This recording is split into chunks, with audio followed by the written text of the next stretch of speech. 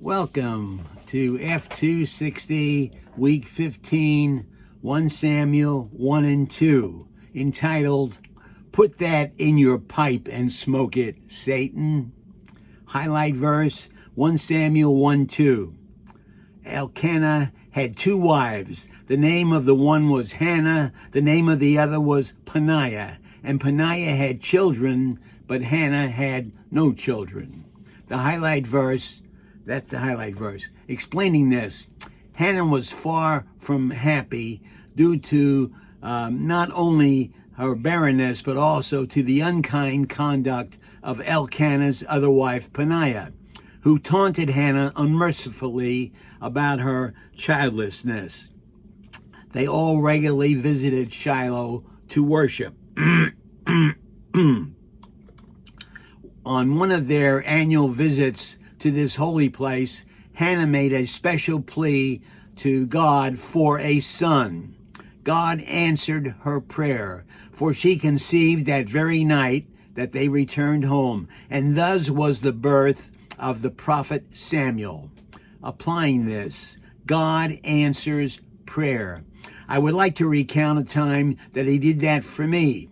Something had gotten into my eye. It was a large black speck on the surface of my eye. I tried to remove it with a Q-tip and inadvertently pushed it so far to the right that it just seemed to disappear into the right corner of my eye socket. Try as I may, I just could not find it.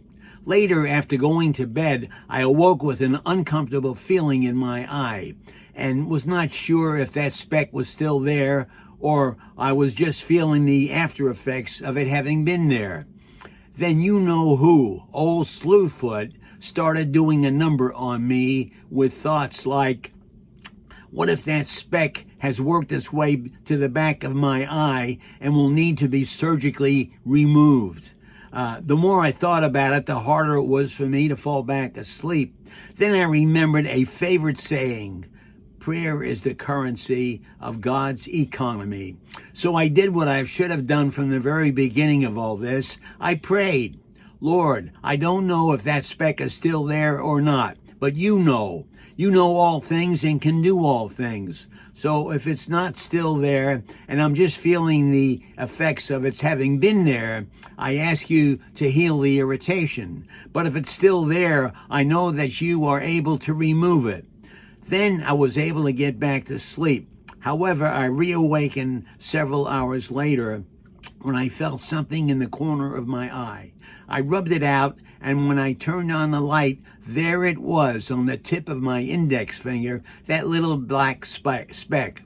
Now, I know that was not a mountain-moving miracle that God just performed for me, but he heard my prayer, and he answered it. Gratitude welled up in my heart, and I began praising and thanking God. Then old Slewfoot showed up again with thoughts like, that was not answered prayer. That was just the natural processes of your eye ridding itself of a foreign body in it. My response to that thought was and is, well, God may have sovereignly removed that speck, or it may have been natural processes, but either way, it was God, because he created that eye and all the natural processes that govern it. Selah. Translation, put that in your pipe and smoke it, Satan. Amen. God bless.